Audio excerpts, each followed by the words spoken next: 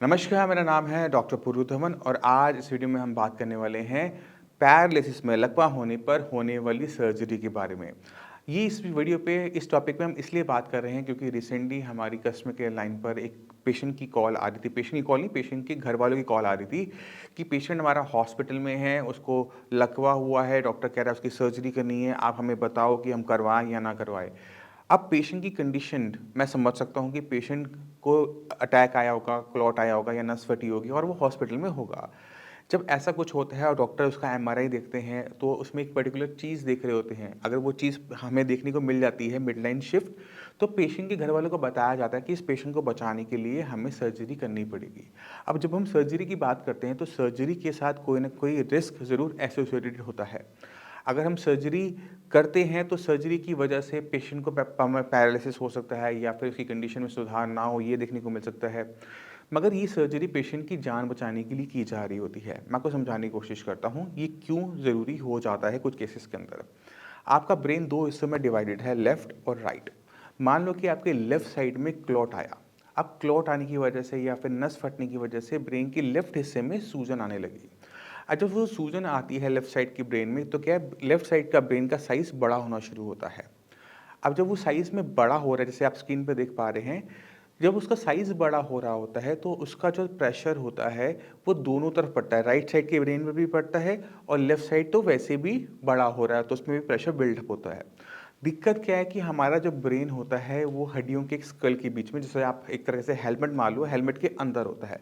अगर आपका ब्रेन का साइज बड़ा होता जाएगा तो उसके पास जगह नहीं है फैलने की, और जगह फैलने की ना होने की वजह से जो ब्रेन का सॉफ्ट टिश्यू है वो डैमेज होना शुरू होता है। तो अगर हम सर्जरी नहीं करते तो ब्रेन को डैमेज ज़्यादा होने की वजह से पेशेंट की डेथ हो सकती है। इसी वजह से हमें ब्रेन को फैलने की जगह देनी पड़ती है, और ब्रेन को फैलने की जगह देने के लिए हमें एक हड्डी का पीस काट के निकालना पड़ता है कि अगर ब्रेन ने फैलना है तो इस तरह वो फैल जाए।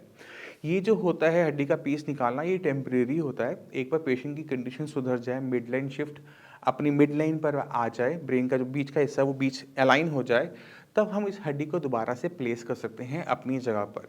मगर अगर हम नहीं करते तो पेशेंट की डेथ हो सकती है। तो डॉक्टर ने क्या देखा रिपोर्ट के अंदर कि उसने बोला कि आपके पेशेंट को सर्जरी की ज़रूरत है, इसको समझने की कोशिश करेंगे अब। आपका जो बॉडी है वो दो हिस्सों में डिवाइड है, लेफ्ट एंड राइट, एक मिड लाइन है इसकी। अगर आपका लेफ्ट साइड ब्रेन में सूजन है तो वो राइट साइड आपकी मिड लाइन शिफ्ट हो रही है, तो हमें पता लग जाता है एमआरआई के अंदर कि पेशेंट की ब्रेन की अलाइनमेंट खराब हो रही है, ब्रेन के अंदर जो आपका प्रेशर है वो बिल्ड हो रहा है, उस डैमेज को रोकने के लिए सर्जरी की गई। तो जब भी ऐसी सर्जरी हो रही है, ऐसा डॉक्टर बोल रहे हैं, तो आपको समझने की ज़रूरत है कि वो चीज़ पेशेंट की जान बचाने के लिए ज़रूरी है। अगर जान बचेगी तो हम आगे ट्रीट कर पाएंगे, अगर जान ही नहीं बचेगी तो ट्रीटमेंट देना बहुत इम्पॉसिबल हो जाता है। तो आपको कभी भी सर्जरी हो रही है तो आप उसे ओपन ब्रेन से, ओपन उससे एक्सेप्ट करो कि पेशेंट की रिक्वायरमेंट है तो वो ज़रूर होगी।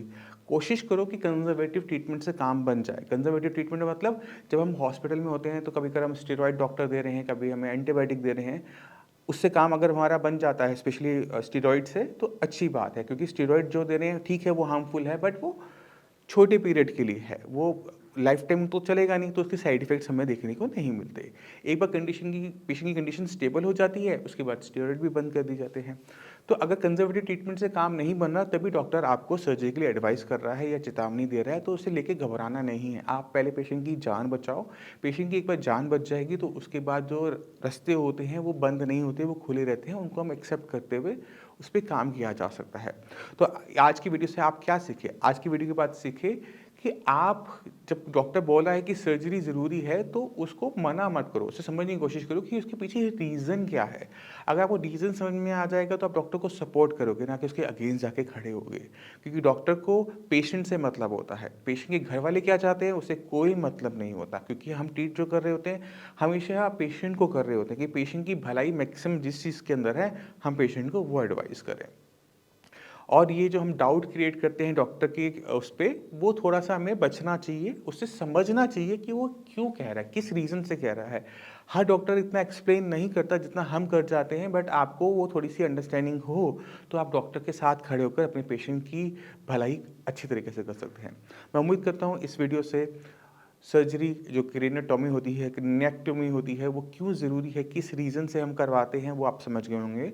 फिर भी माइंड में कोई भी डाउट है, कुछ भी पूछना चाहते हैं, डॉक्टर्स अवेलेबल हैं। और इसी के साथ मैं आप सभी से चलने की आगे चाहूँगा। मिलते हैं अगली वीडियो में, तब तक के लिए नमस्कार।